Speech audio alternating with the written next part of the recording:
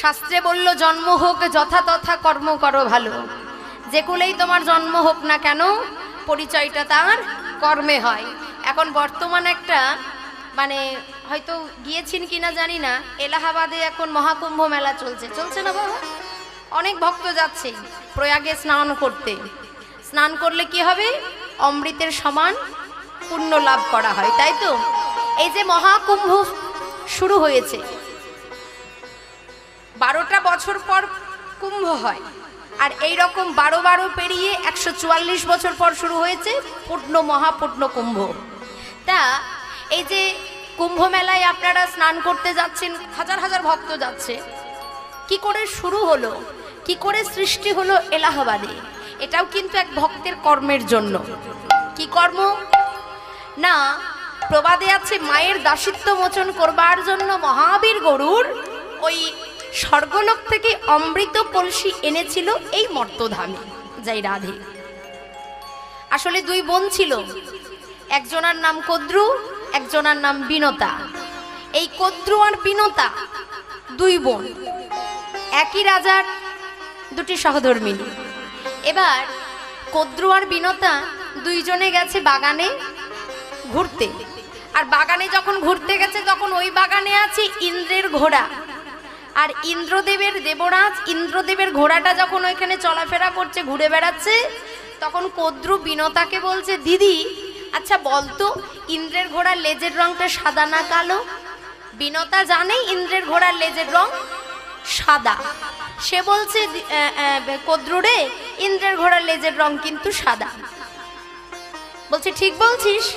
আমি ঠিকই বলছি। শুনে রাখ দিদি, আজকে যদি তোর কথা ঠিক হয় তাহলে আমি তোর দাসিত্ব হব, আর যদি আমার কথা ঠিক হয় তাহলে তুই আমার দাসিত্ব হবি, দাসিত্ব পালন করবি।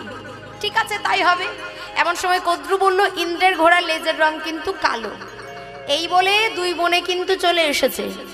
আর 2 বোনে চলে আসার পর মা কদ্রু তার সন্তানদেরকে ডাকছে, কালীয় নাগ, বাসক নাগ, এদেরকে ডেকে বলছে, এই বাবা শোন, বাবা শোন, কি হলো মা? একটু ইন্দ্রদেবের ঘোড়াটা দেখে আই তো, ওর ঘোড়ার লেজের রং কালো না সাদা? ওরা দেখে এসে বলছে, মা গো, ইন্দ্রের ঘোড়ার লেজের রং সত্যিই সাদা।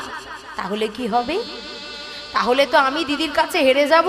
তাই এমন সময় বলল, শোনেরা, তোরা এক কাজ কর, ওই যখন সকালবেলাতে যাব না, তখন তার আগে কালীয় নাগ, তোর রংটা তো কুচকুচে কালো, তুই ওই লেজটার মধ্যে বেরিয়ে থাকবি, যেন দেখে মনে হয় দূর থেকে ইন্দ্রের ঘোড়ার লেজের রং কালো।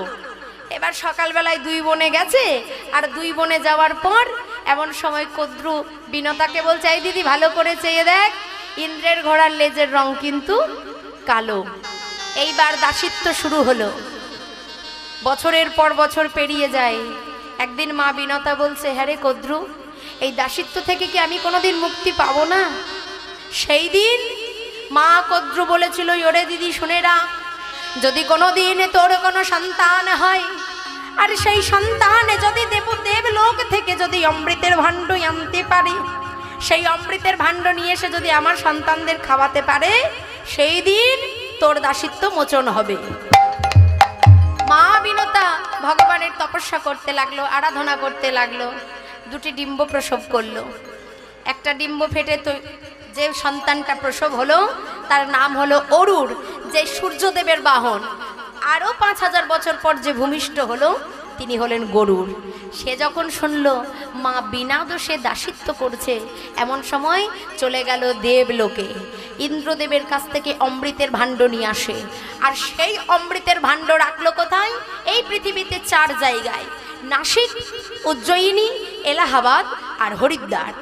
এই এলাহাবাদে এখন চলছে প্রয়াগরাজ, অর্থাৎ গঙ্গা, যমুনা, সরস্বতী 3 নদীর মিলনস্থল হলো এই প্রয়াগরাজে।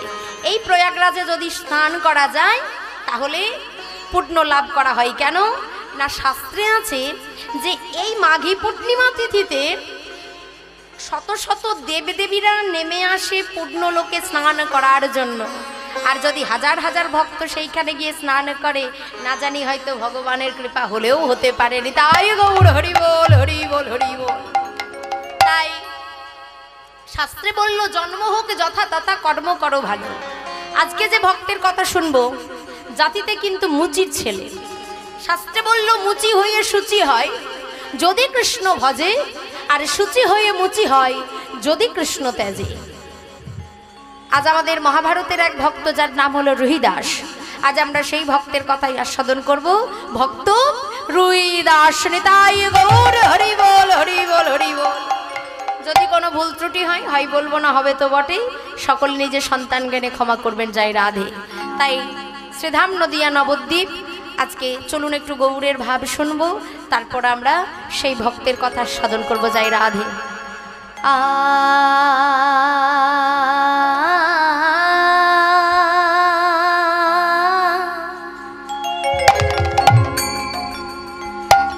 আজ গৌরাঙ্গের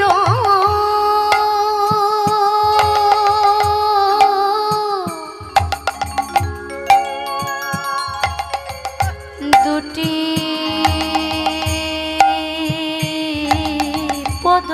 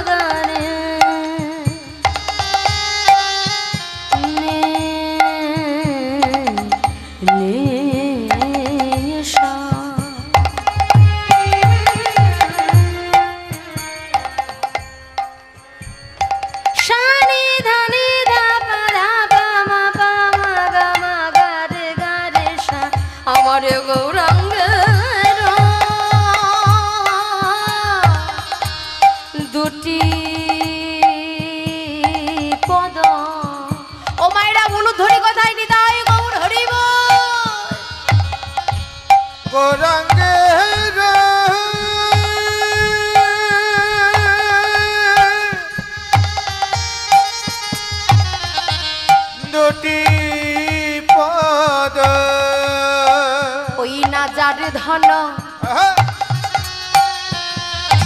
ওই নজর ধন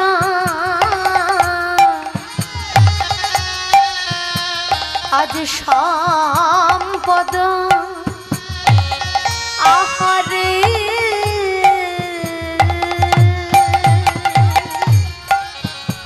অজিগুরা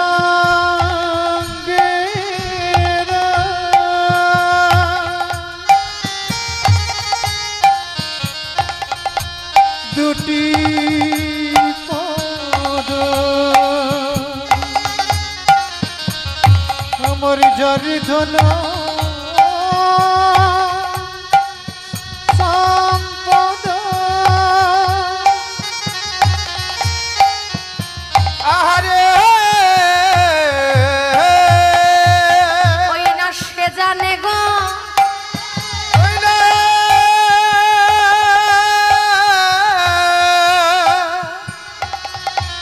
সে জানে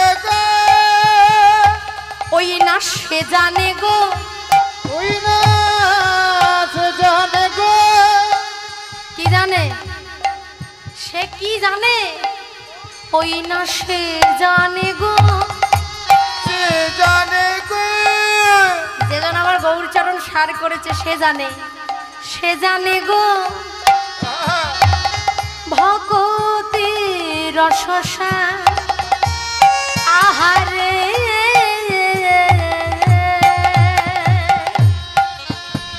আরে সে জানে গো